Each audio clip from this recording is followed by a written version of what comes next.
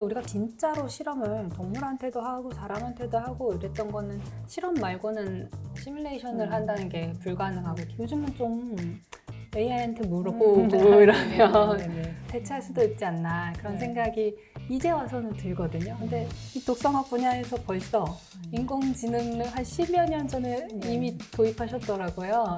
알파고가 이세돌 구단을 이겼을 때 그게 2016년인데요. 톡스트레니언 데이터 챌린지라고 하는 독성학의 AI 경진대회가 2014년에 있었어요. 그보다 2년 먼저. 전에. 사실은 알파고는 모든 사람이 알지만 톡스트레니언은 모르거든요. 첫 단속이 폭풍이거든요. 중요한 사건이어가지고 이거를 모르다니 막 썼어요. 동물 실험이 만약에 꼭 필요하고 그게 굉장히 효과적이면 해야 될 수도 있는데 사실 뭐 90% 이상이 맞지 않는다 사람한테 그럼 대체 이거를 이렇게 잔인하고 비용도 많이 들고 이런 걸 하기가 좀 그렇잖아요. 그래서 이제 동물 실험을 좀 다른 걸로 대체할 수 있는 그런 아이디어들이 많이 나오고 있는 거겠죠? 네, 그 90%라고 하는 게 상당히 충격적인 숫자잖아요. 그러니까요. 이걸 이제까지 왜 한 거예요? 네, 그 90%는 어디서 나온 거냐면요. 작년에, 그러니까 25년에 동물 대체 시험법을 동물 시험하지 않는 것들을 굉장히 이제 전임상 시험에서 강화하겠다라고 하는 정책을 내면서 FDA가 스스로 수십 년 동안 했었던 그런 독성 자료들, 신약을 이제 그 승인받으려면 FDA를 거쳐야 되잖아요. 이제 신약 개발 단계가 이제 크게 보면 사람한테 하기 전에 전임상 동물 실험이나 다른 데이터를 내고 그다음에 그걸 통과한 약물 후보 물질이 임상을 가는데 그거를 통과한 약물의 90%가 임상을 또 통과하지 못했다는 거예요. 근데 그게 그런 면에서 90%라고 하는 거거든요. FDA의 데이터가. 근데 뭐 전체적으로 동물 실험이 90% 이런 뜻은 아니고요. 그거는 뭐 산정하기에 따라서 다를 수 있고 거의 또 어렵죠. 근데 어쨌든 그 자체가 그러면 신약 개발을 하기 위해서 얼마나 정교한 실험을 하지 않았겠습니까? 미국의 환경보호청과 그다음에 미국의 NIH는 이제 보건원 거기에서 또 같이 비슷한 시기에 화학물질의 독성 평가나 생명과학에서의 그 동물 실험에 대해서 줄여야 된다. 그런 정책적인 그런 선언을 합니다. 또 해줘야 돼요. 그렇지 그쵸. 않으면 연구자나 업계에서 자발적으로 나가는 어렵잖아요. 맞아요. 그런 식으로 미국의 세계 대표적인 규제 기관에서 FDA, EPA, NIH가 동시다발적으로 동물 대체 시험법으로 가야 된다. 포커스가 각각 다르지만 모두 동물 시험을 이용해서 이제 연구를 하고 있는 그 분야인데 다 그 세계 규제 기관이 거의 동시다발적으로 앞으로는 이 방향으로 가야 된다라고 하면서 패러다임 전환이 왔고요. 이게 굉장한 시그널이었을 것 같아요. 그렇습니다. 어느 독립기관이 아니라 여러 기관이 거의 한 목소리를 내고 있고 미국이라는 나라가 갖고 있는 상징성이 있잖아요. 그래서 가장 먼저 선두적으로 인류가 나아가야 할 사실 방향이다라고 제시하는 것 같은 그런 큰 사건이었을 거라는 생각이 드네요. 네. 바로 우리가 없앨 수는 없고 그렇지만 어떤 로드맵을 가지고 단기적으로 최소화할 수 있도록 어떤 노력을 넘어서서 어떤 정책적인 어떤 그 선언을 했습니다. 그래서 그런 부분에서 우리나라도 그 이후로 이제 우리도 이제 동물 대체 시험법에 대해서 많이 연구를 해야 된다. 그래서 기후에너지 환경부 그리고 뭐 식약처, 농림부 이렇게 동물 실험을 하는 이런 부서에서 연구를 하고 어떤 정책 방향에도 큰 변화가 있을 것으로 기대하고 있습니다. 그러면 이제 미국도 그렇고 그러한 선언들이 실제 규제로 이어지고 있는 것이죠. 우리도 앞으로 그렇게 바뀌어 갈 거라는 말씀이시죠. 그렇죠. 유럽이 좀 규제의 그 세계 리드하고 있잖아요. 여러 분야에서 환경, 동물 이런 거 여러 분야에서 리드하고 있는데 화학물질 분야도 유럽이 리드를 하고 있습니다. 그래서 우리나라의 이제 화학물질 규제도 유럽의 규제를 많이 벤치마킹을 하고 뭐 이제 서로 비슷하게 맞추려고 하고 있는데 이제 유럽의 그 화학물질 규제 제일 큰 규제법이 리치라고 하는 규제법인데 그 규제법에서 이제 화학물질을 등록할 때 동물 실험을 최소화하고 최후의 수단으로 가져가야 된다라고 선언을 하고 실제적으로 많은 연구나 이런 정책이 이제 새로운 시험법, 동물 대체 시험법 그거를 이제 NAMS라고 하는데요. 네네. New Approach Methodology. 발음 궁금했어요. 네, NAMS, 뭐 이렇게 쓰는데 NAMS. 유럽 연합에서 이제 그 용어를 처음 제안하면서 시작을 했고, 그래서 유럽의 그 리치법에서는 최대한 NAMS를 많이 사용하도록 장려하고 있고, 우리나라는 이제 거기에 해당이 되는 법이 이제 화평법이라고 하는 법인데, 화평법에서도 이제 동물 대체 시험법을 적극적으로 장려하고 뭐 이런 수준 이렇게 이제 나가고 있습니다. 근데 규제에서 딱 받아들이기에는 아직 더 많은 연구가 필요한 그런 시점이긴 하지만 일단 좀 정리되어 있다. 실제로 대체 가능한가도 연구가 사실 필요할 것 같고요. 예전에 이제 동물 실험으로 해결되었던 많은 부분들도 있을 텐데 그게 잘 안 되었던 거고. 근데 우리가 동물 실험 이제 진짜로 실험을 동물한테도 하고 사람한테도 하고 이랬던 거는 실험 말고는 뭐 알 길이 없어서였잖아요. 시뮬레이션을 한다는 게 불가능하고 계산을 한다고 해도 사람마다 다 다를 수 있고. 근데 요즘은 좀 AI한테 물어보고 이러면 대체할 수도 있지 않나 그런 생각이 이제 와서는 들거든요. 근데 이 독성학 분야에서 벌써 인공지능을 한 10여 년 전에 이미 도입하셨더라고요. 알파고가 이세돌 구단을 이겼을 때 그게 2016년인데요. 그랬군요. 제가 이 책에 쓴 독성학에서의 그 톡20년 데이터 챌린지라고 하는 독성학의 AI 경진대회가 2014년에 있었어요. 그보다 2년 먼저. 전에. 그렇죠. 근데 그거 알고 오 그래요? 엄청 선진적이네요. 막 이렇게 생각을 했을 텐데 사실은 알파고는 모든 사람이 알지만 톡스20는 모르거든요. 차탄속이 폭풍이거든요. 저는 알고 그래가지고 제가 굉장히 중요한 사건이었는데 중요한 사건이어가지고 이거를 모르다니 막 이렇게 썼어요. 독성학을 실험으로 하는 독성학이 아니고 이 데이터로 예측할 수 없을까라고 하는 그런 생각으로 이런 대회를 만들었는데, 그래서 독성 예측을 하려면 독성 기존 데이터가 있어야지 그걸 학습해서 AI가 예측을 하는 거잖아요. 우리가 수십만 종의 화학물질이 있는데 그중에 독성 정보를 알고 있는 화학물질은 빙산의 일각이니까 일단 데이터가 쌓여야 되니까 데이터들을 생산하기 위해서 그 사람이 다 해가지고는 어렵고 그러니까 이제 로봇이 데이터를 생산하는 하이스루프 스크리닝 방법, 고속 대량 스크리닝 방법으로 데이터를 많이 일단 생산해 놨어요. 그래서 그거를 가지고 이제 학습을 시켜서 얼마나 잘하는지를 한번 예측해봐 하는 걸로 이제 그 대회를 만들었고, 그 대회에서 뭐 독일 팀이 우승을 했는데 지금하고 비교할 때는 못 되죠. 다를 수 있겠죠. 근데 이제 그게 10년도 더 전에 이런 시도를 했다라고 하는 자체는 되게 굉장히 큰 의미가 있고, 독성학 분야가 이제 데이터 과학 쪽으로 나가는 어떤 방향타적인 역할을 한 사건이에요. 마치 동물 대체 시험법이 생기면 그게 따라올 것 같았는데 이미 준비가 돼 있었던 거잖아요. 법이 나올 때. 굉장히 좋은 방향을 선도적으로 잘 하고 계셨다는 생각이 듭니다. 이 책에 보면은 이제 교수님 직접 실험실 밖으로 나오시게 된 사건 중에 이제 가습기 살균제 사건 이야기가 빠질 수 없게 되겠는데, 여기 참여하시면서 좀 여러 가지 생각이 드셨을 것 같아요. 그렇죠? 가습기 살균제 사건이 세상에 드러난 때가 2011년인데요. 그때 정말 그 발칵 뒤집힌 사건이었죠. 근데 저는 그때는 현장에 있지 못했어요. 그때 이제 미국에 연구년을 보내고 있어가지고 포털 뉴스를 접하면서 그것의 원인이 어떤 우리가 쓰는 생활학 제품에 있는 것이었다라는 걸 알고는 독성 연구한다고 했는데 이런 사건이 나타나는데 어떤 것도 하지 못했다라고 하는 어떤 책임감 같은 것.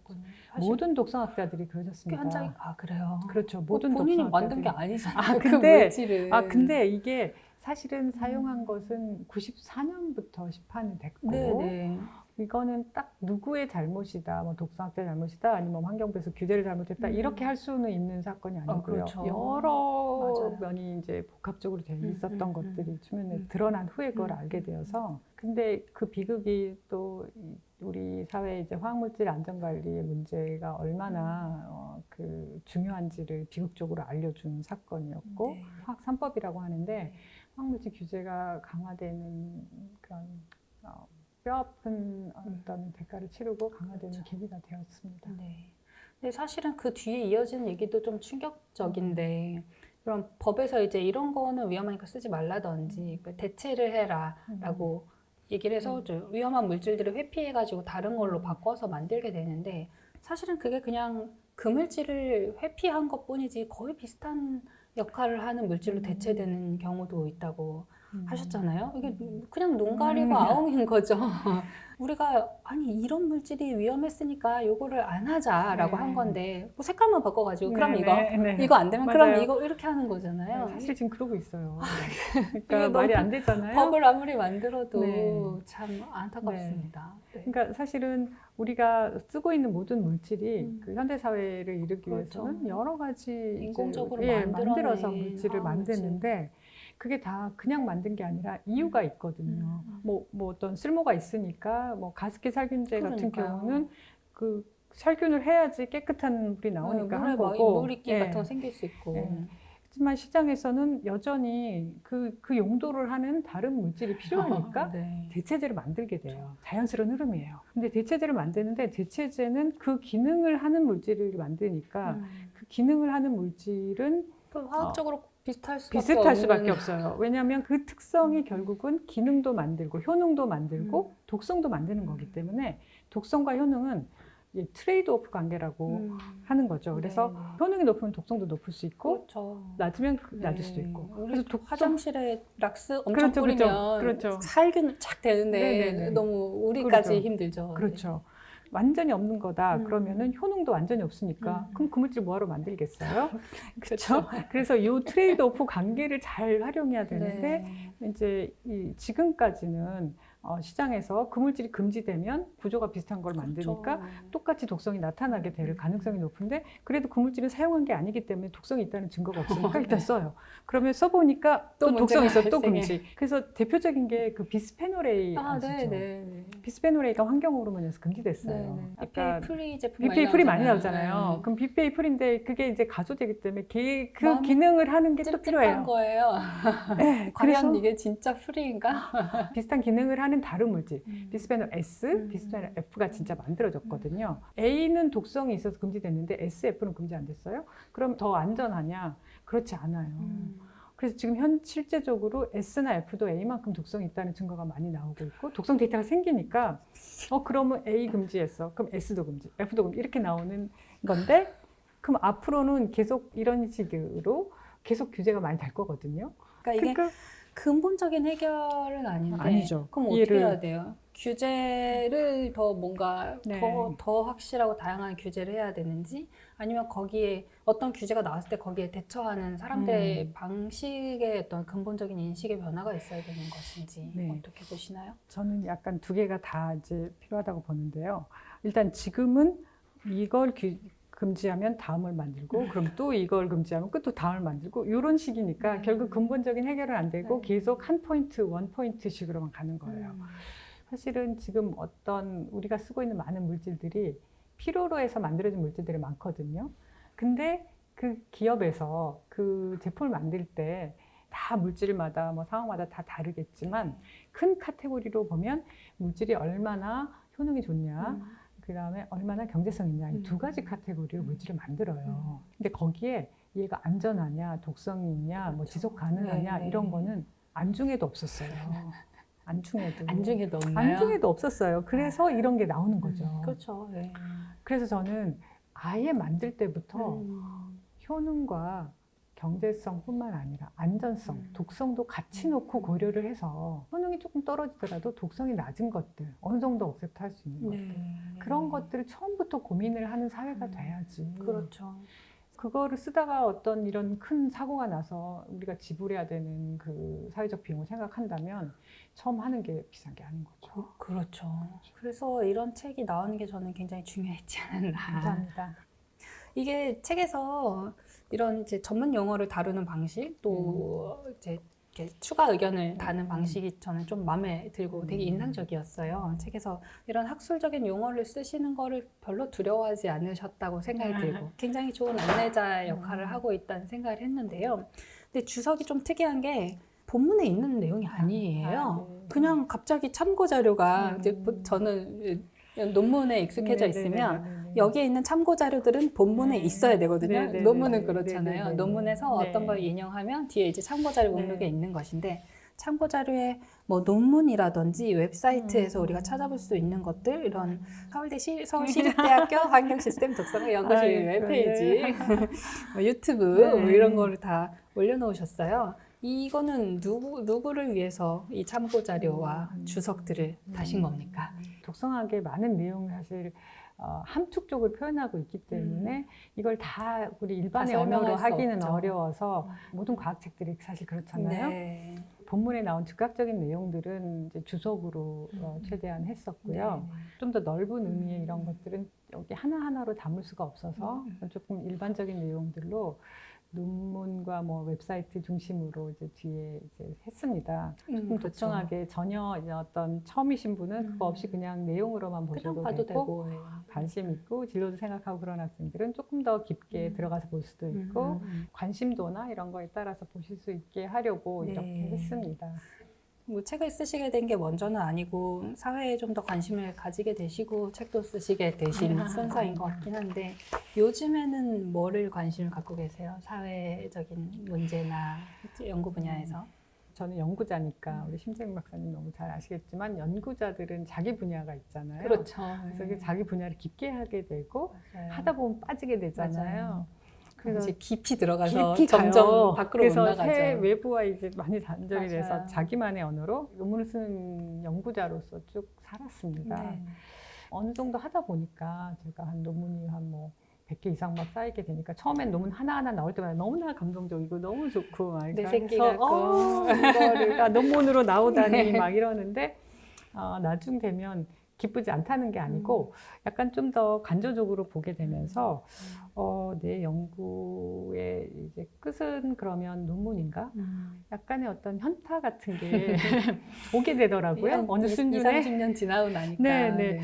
내가 진짜 연구하고 있는 게 현장에는 닿아가지 않고 있구나. 조금 더 실제적으로 우리 사회를 안전하게 만드는데 좀 더 기여를 했으면 좋겠다라고 하는 생각이 많이 들었어요. 좀 들게 더 돼서. 직접적인 그렇죠. 기여를 하고 싶었던 거죠. 예, 그런 면에서 제가 이제 책도 쓰고 이런 실험실 바깥 활동을 조금 하게 되었습니다. 원래 실험실 안에 있는 사람인데요. 그러니까요. 지금도 안에 있습니다. 안에 있으면서 바깥을 잠깐 갑니다. 네. 좀 부끄러워하시는 것 같은데 자꾸. 그렇습니다. 사실 이제 교수님 이 책날개에 보면 이제 어떤 일을 하셨는지가 써 있는데 최근에 창업을 하셨는데 그걸 안 네네. 쓰셨어요. 네. 보통 이건 이제 기업 홍보를 위해서라도 쓰실 것 같은데. 그 창업한 것도 방금과 같은 그런 이유거든요. 네, 연구와 사회를 잇는 가교 역할을 할 수 있는 그런 일을 하고 싶으신 거잖아요. 그렇죠. 네. 그래서 연구는 어떤 가능성을 제시하는 거고 그 가능성을 가지고 직접 사회에 어떤 구현하는 거는 또 이제 기업이 하는 거라서 그래서 제가 이제 창업을 하게 됐는데 얼마 안 돼서 제가 창업 어떤 그 CEO의 자아가 아직 부족하고 그래서 저 작가가 됐잖아요. 네. 사장님의 자아와 뭐 작가님도 자아가 됐고 지금 좀 부족해서 그리고 독성학자가 저의 가장 기본적인 아이덴티티인 것 같아서 부끄럽습니다. 네. 자, 오늘 마지막 드리고 싶은 질문은 제목인데요. 완벽한 네. 때는 오지 않는다. 언제 옵니까? 완벽한 때는 어떤 뜻이에요? 네, 완벽한 때는 오지 않기 때문에 사실 제가 이 영영 책을 오지 썼습니다. 않는다. OECD 회의가 내게 남긴 것이라는 그 네. 챕터에서 좀 썼는데요.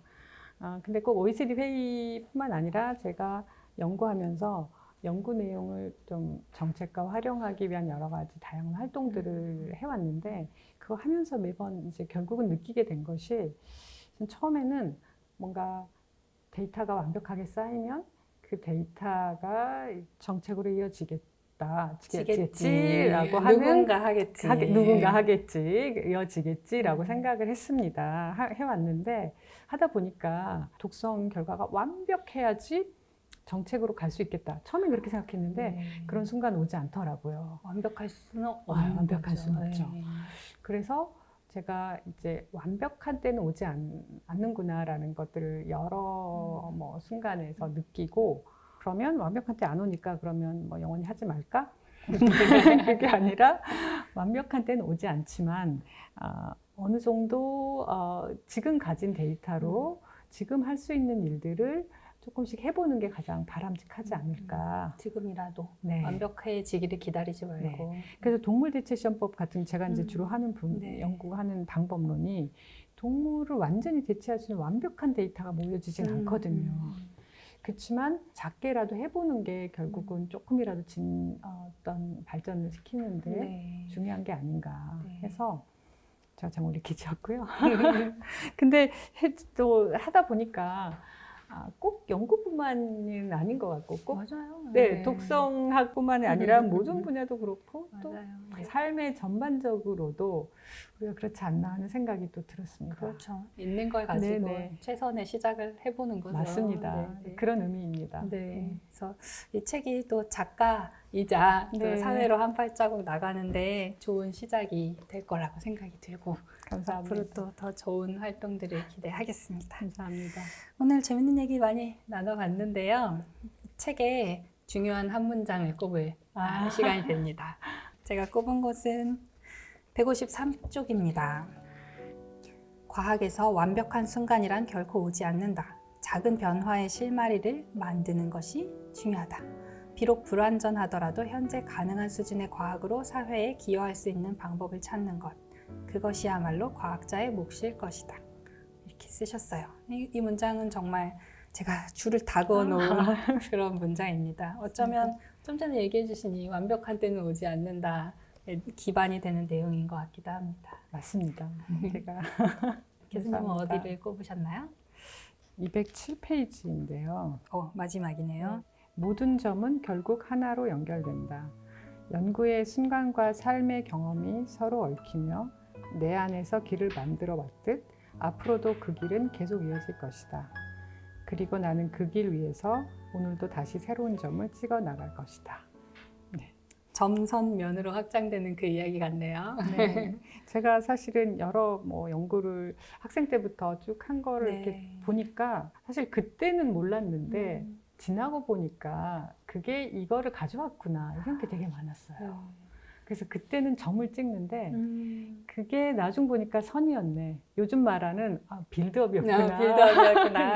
빌드업이었구나라는 걸 지나고 나서 알게 되는 네. 거가 많았어요. 그때는 몰랐을 텐데. 그때는 그쵸? 우연하게 오기도 하고 왠지 끌려서 하기도 하고 뭔가의 그 기회로 했는데 하다 보니까 그게 다음을 가져오고 거의 인생 철학이 좀 담겨 있는 것 같아요.